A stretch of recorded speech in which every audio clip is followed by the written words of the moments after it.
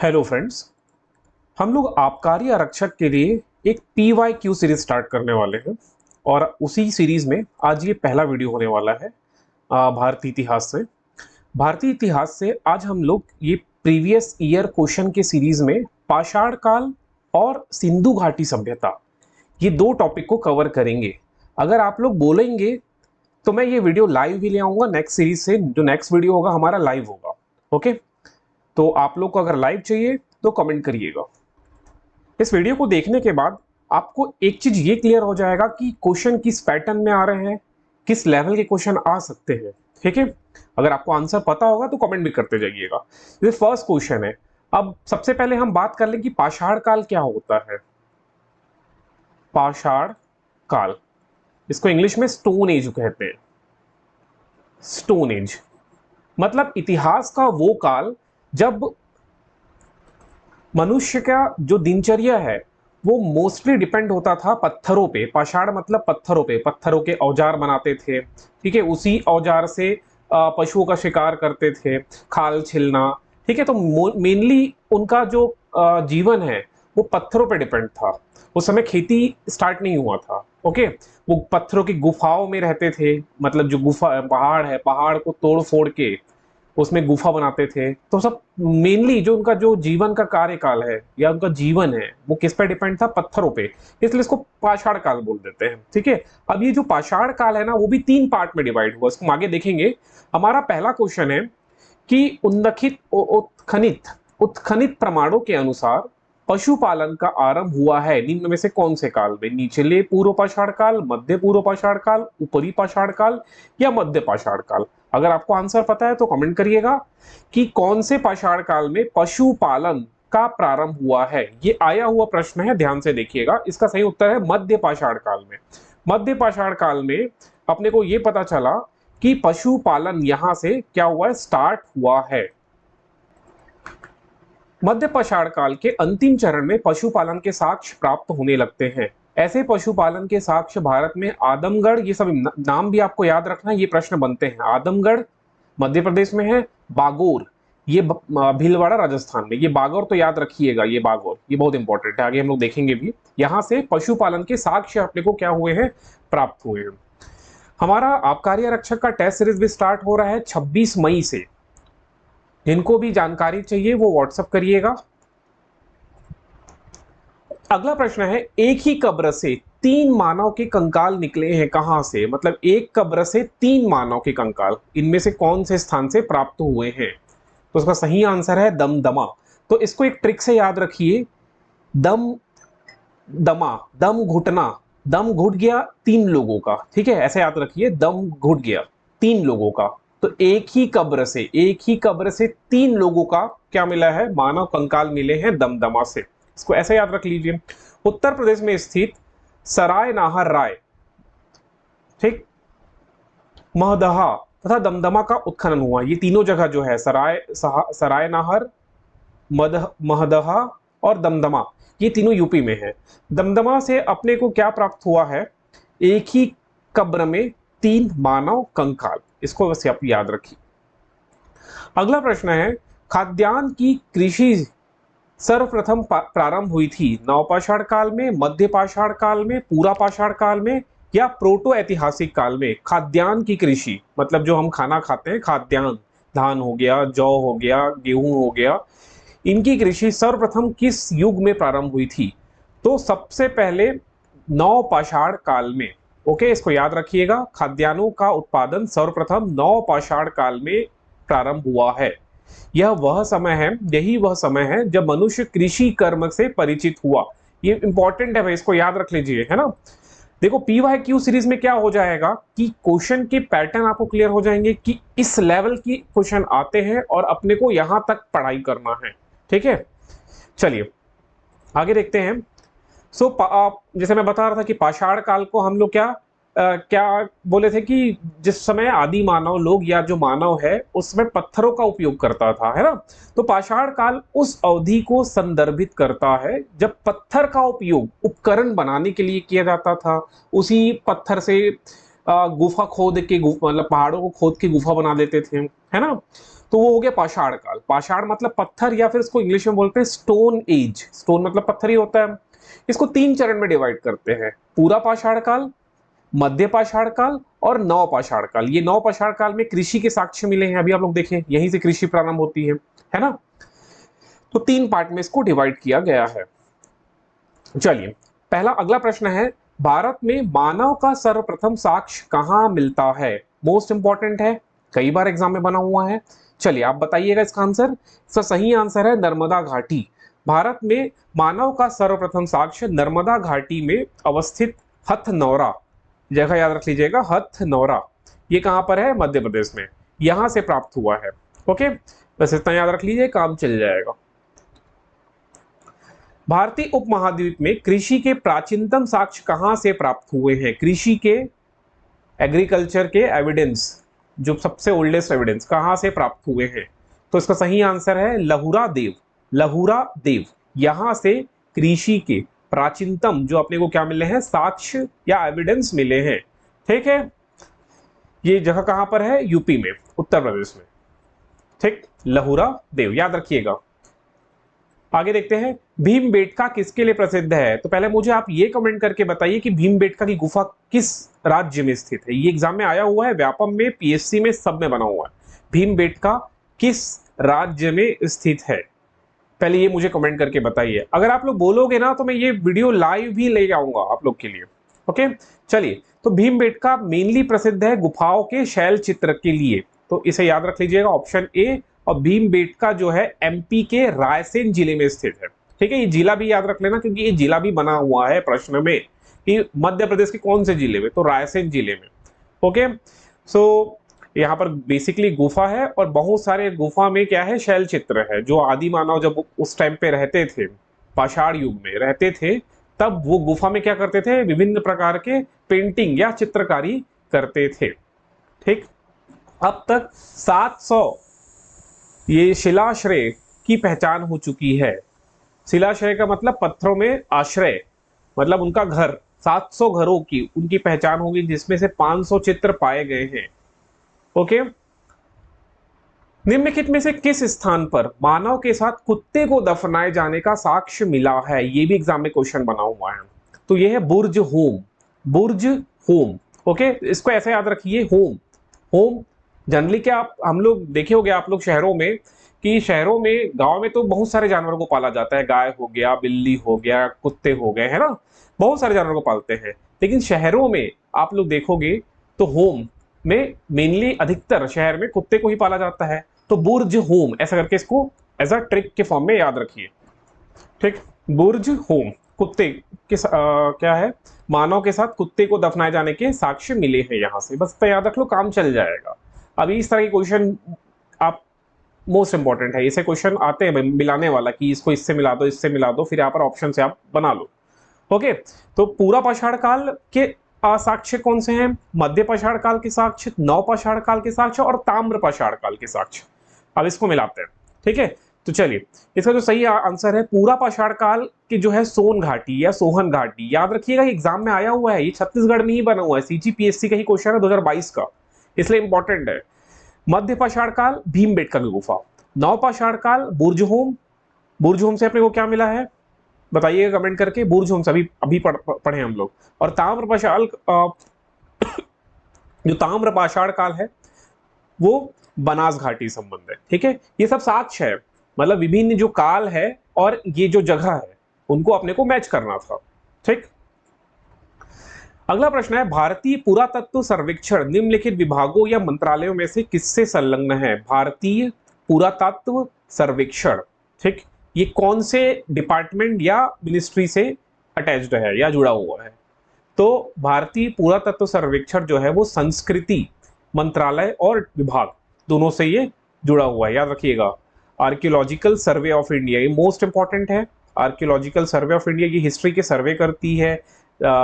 जो सिंधु घाटी सभ्यता मिला ना, खुदाई करने से मिला, या जो भी कहीं पर भी आप देखोगे, जैसे छत्तीसगढ़ के आरंग में भी बहुत जगह खुदाई होते रहता है, तो मूर्ति निकलती है, प्राचीन सिक्के निकलते हैं, तो यही वो डिपार्टमेंट है, आर्कियोलॉजिकल सर्वे ऑफ इंडिया।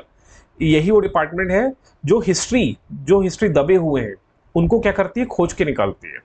तो ये भारत सरकार के संस्कृति मंत्रालय के अधीन एक विभाग है, इसको याद रख लीजिएगा, मोस्ट इंपॉर्टेंट है। देखो जितने क्वेश्चन मैं लाया हूं सब सिलेक्टेड है, पीवाईक्यू है, प्रीवियस ईयर क्वेश्चन है, मतलब पिछले साल के प्रश्न है, और इसी लेवल के प्रश्न व्यापम सीजीपीएससी पूछता है। सो आप इसी को प्रिपेयर करिए, इस लेवल का आप ऐसा टेस्ट लीजिए ना इसको। चलिए अब एक चीज, नेक्स्ट जो हमारा टॉपिक है वो है इंडस वैली सिविलाइजेशन, मतलब सिंधु घाटी की सभ्यता। अब यहां से हम लोग कुछ प्रश्न को उठाते हैं और करते हैं। पहला प्रश्न है, हड़प्पा निम्नलिखित में से किस सभ्यता से संबंधित है? अब इसका आंसर आप मुझे कमेंट करके बताइए, कमेंट करिए अपना कि हड़प्पा जो है, अगर आप लोग इंडस वैली सिविलाइजेशन पढ़ोगे तो इस ये कोई एक जगह पे नहीं है, बहुत जगह पे खुदाई हुआ है ना। उसमें से एक हड़प्पा भी एक जगह है, ठीक है, लोथल एक जगह है, बनावली एक जगह है ना, ऐसे बहुत सारी जगह है, मांडा एक जगह है, तो बहुत सारी जगह है, वहां से अपने को साक्ष्य मिला है। लेकिन इस ये जितने जगह है, जितनी जगह जैसे मांडा हो गया, और भी बहुत सारी जगह जो मैं बोला, हड़प्पा हो गया, इनके केंद्र में जो एक नदी बह रहा है वो है सिंधु नदी। इसी की वजह से ये सारे घाटियों को, मतलब ये सारे जगहों को एक सभ्यता के रूप में मानते चलते हैं और उसको बोलते हैं सिंधु घाटी की सभ्यता। सो हमारा अभी ये प्रश्न का आंसर है ऑप्शन नंबर बी, ठीक है। हड़प्पा नामक पूरा स्थल सिंधु घाटी सभ्यता से संबंधित है। सिंधु सभ्यता के प्रथम स्थल के नाम पर सैंधव सभ्यता को हड़प्पा सभ्यता के नाम से भी जाना जाता है। मतलब सिंधु घाटी सभ्यता का वो जगह जो खुदाई से फर्स्ट टाइम जो अपने को प्राप्त हुआ वो कौन सा जगह है? हड़प्पा, ठीक है। अगले प्रश्न की तरफ चलते हैं। सिंधु घाटी संस्कृति वैदिक सभ्यता से भिन्न थी क्योंकि, अभी सिंधु घाटी के जस्ट बाद हम लोग पढ़ेंगे वैदिक सभ्यता को। तो सिंधु घाटी और वैदिक सभ्यता में क्या अंतर है? एक तरफ सिंधु घाटी हो गया, एक तरफ वैदिक सभ्यता हो गया, दोनों में क्या बेसिक डिफरेंस है? ऑप्शन ए है, इसके पास विकसित शहरी जीवन की सुविधाएं थी सिंधु घाटी के पास, इसके पास चित्रलेखी लिपि थी, इसके पास लोहे तथा रक्षा शस्त्रों का के ज्ञान का अभाव था। So option number D is the correct answer, क्योंकि आप देखोगे सिंधु घाटी सभ्यता शहरी सभ्यता है और वैदिक सभ्यता जो है ग्रामीण सभ्यता है, ठीक है। समझ में आ रहा है? इनके पास लिपि आ जाएगा क्योंकि वैदिक, आप लोग जो वैदिक सभ्यता में बहुत सारे टेक्स्ट जैसे वेद है संस्कृत में लिखे हुए हैं, लेकिन सिंधु घाटी सभ्यता चित्रलिपि में है ना। तो इस तरह से ये बेसिक डिफरेंस है, इसलिए सभी आंसर सही हो जाएगा। सिंधु घाटी सभ्यता वैदिक सभ्यता में अनेक बातों में भिन्नता थी। सिंधु घाटी सभ्यता नगरी थी, याद रखिएगा, मोस्ट इंपॉर्टेंट है भाई, मोस्ट कई बार बना हुआ है। सिंधु घाटी सभ्यता नगरी है, वैदिक सभ्यता जो है ग्रामीण है। सिंधु सभ्यता की लिपि चित्रात्मक थी, भाव चित्रात्मक, उसमें मछली के चित्र बहुत सारे मिले हुए हैं, ये भी पूछा हुआ है प्रश्न है। वैदिक सभ्यता के लोग लोहे तथा रक्षा शास्त्रों के ज्ञान से युक्त थे, जबकि सिंधु घाटी की सभ्यता में लोहे के ज्ञान का अभाव था। मोस्ट इंपॉर्टेंट है, सिंधु घाटी सभ्यता के लोगों को लोहे से वो अपरिचित थे, वहां उस टाइम लोहे का डिस्कवरी नहीं हुआ था। अगला प्रश्न है, हड़प्पा संस्कृति की जानकारी का प्रमुख स्रोत क्या है? शिलालेख है, पकी मिट्टी की मोहरों पर अंकित लेख है, पुरातात्विक खुदाई है, या सभी? ठीक, तो इसका सही आंसर है पुरातात्विक खुदाई। मैं बोल रहा हूं ना, इंडस वैली सिविलाइजेशन में जो मिले हैं वो सब खुदाई के दौरान मिले हैं, कोई शिलालेख प्राप्त नहीं हुआ है, पकी मिट्टी के मोहरों पर अंकित लेख भी प्राप्त नहीं हुआ है, ठीक है। तो जो अपने को एक्चुअल में मिला है वो क्या है? खुदाई के दौरान, ठीक। हड़प्पा सभ्यता की लिपि का वाचन अभी नहीं हो सका है, जो लिपि प्राप्त हुई है वो भाव चित्रात्मक लिपि है हड़प्पा सभ्यता या सिंधु घाटी सभ्यता की, उसका अभी तक हम पढ़ नहीं पाए हैं उसको, ठीक है। समझ में आया? अब ये एक प्रश्न है, इसमें आपको बताना है कि ये सूची एक जो आपको दिख रहा है, ये जगह हो गए, स्थल हो गए, और ये उनके खोजकर्ता, तो आपको इसको क्या करना है? मिला लेना है। तो चलिए इसको हम लोग एक बार देख लेते हैं।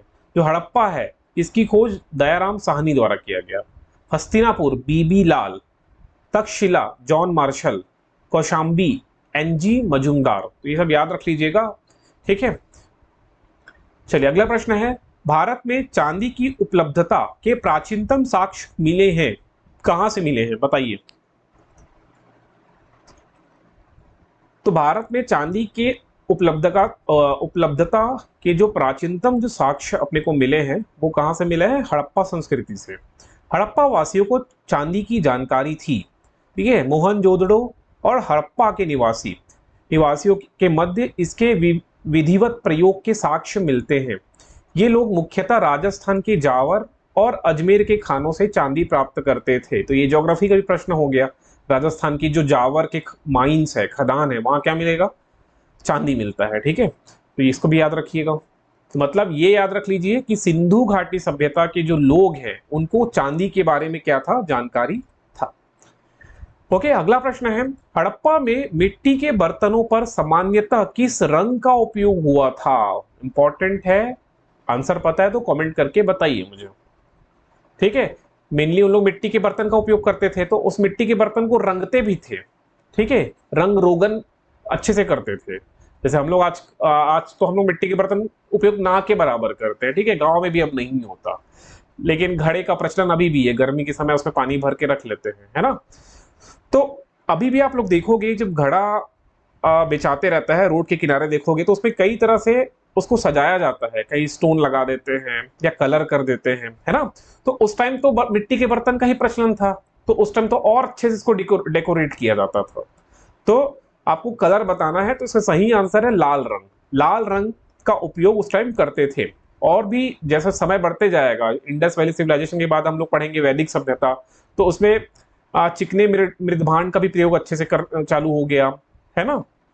चलिए देखिए, डिजाइन के आधार पर इन बर्तनों की दो श्रेणियां थी। एक तो बिना डिजाइन वाले मृदभांड, मृदभांड मतलब मिट्टी के बर्तन का, दूसरे चित्रित मृदभांड थे, चित्र बने होते थे उसमें, ठीक है।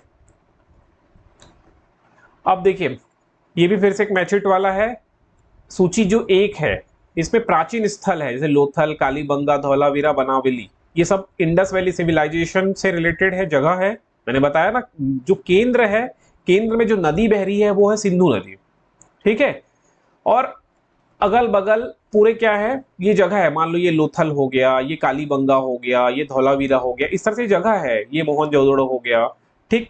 तो इन सारे जो पूरा सिविलाइजेशन है, इसका नाम एक साथ अपन क्या रख देते हैं? सिंधु घाटी की सभ्यता, ठीक है।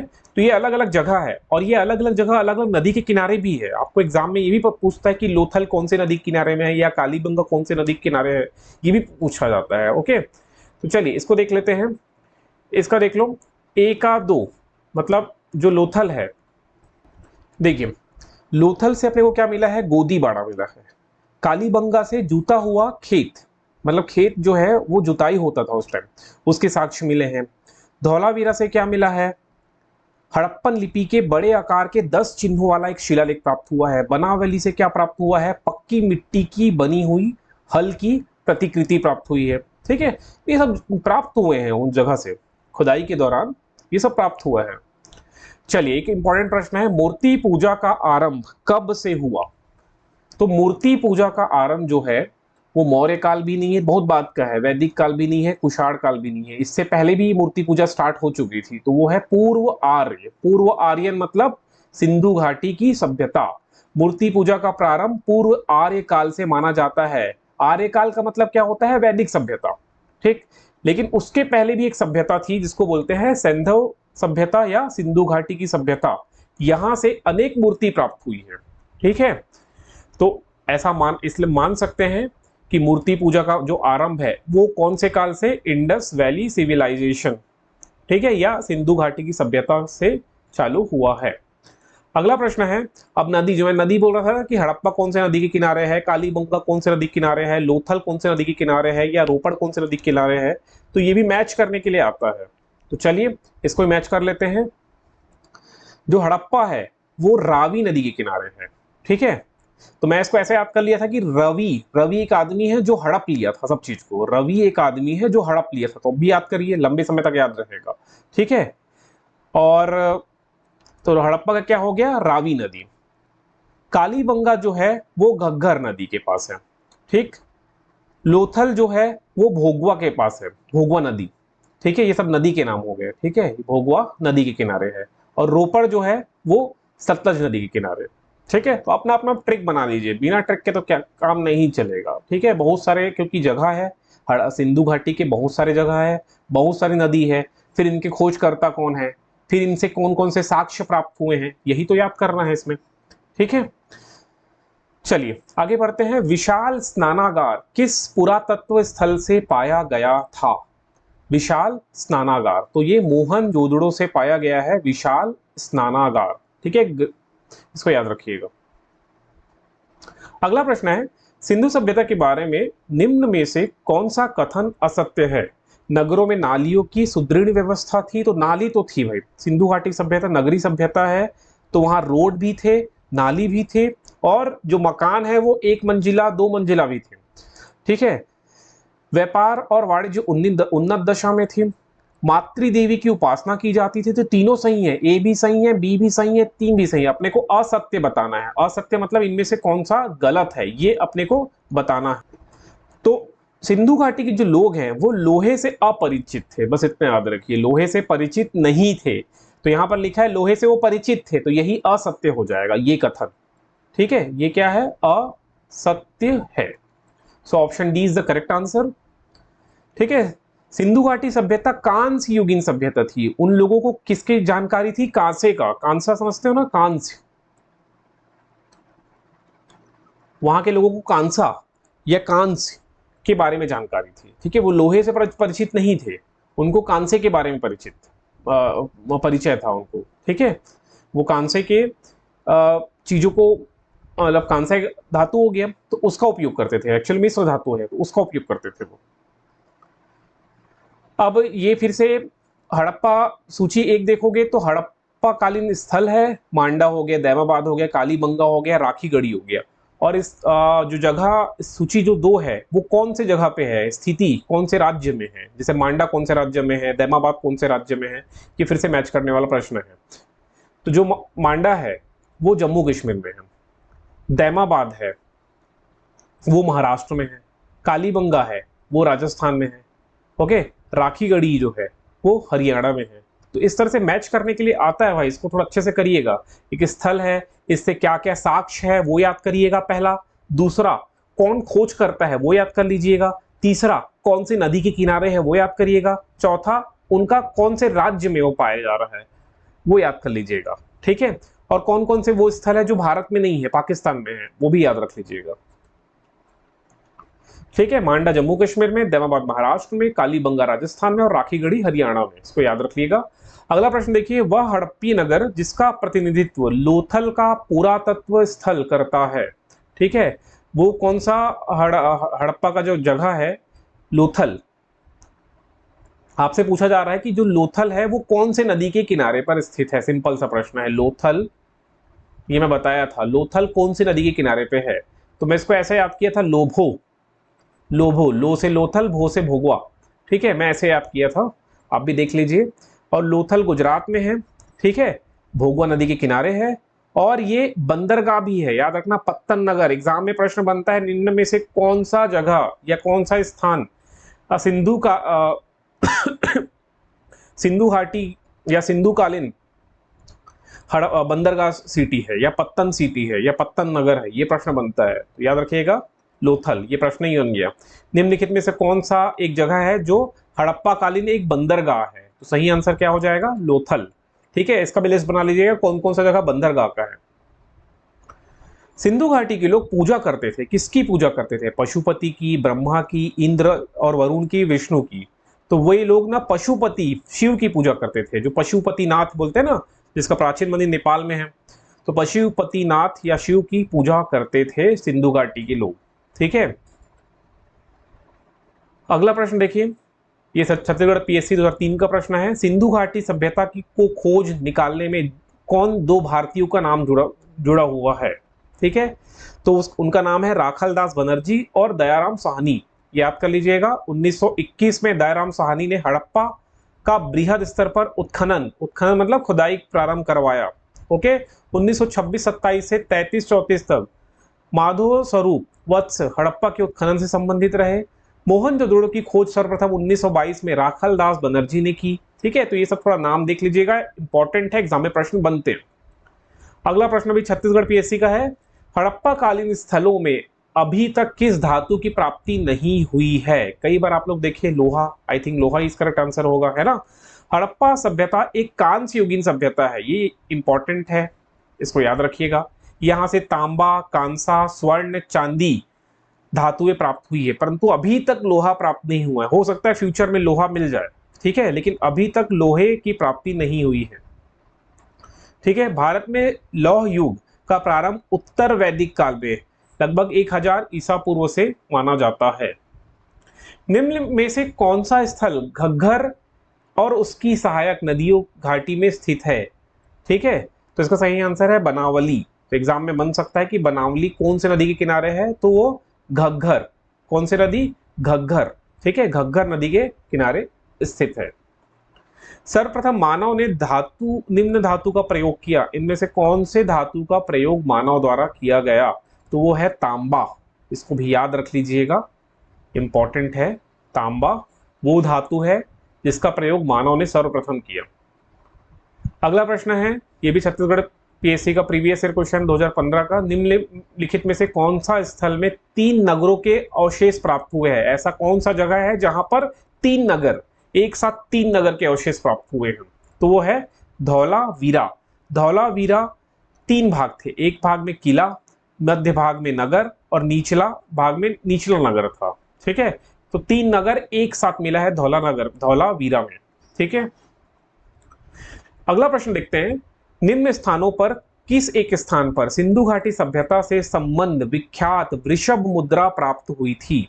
ओके, वृषभ मुद्रा प्राप्त हुई थी, तो वो है मोहनजोदड़ो। ये जगह याद रख लीजिए ना, और वृषभ मुद्रा याद रख लेना।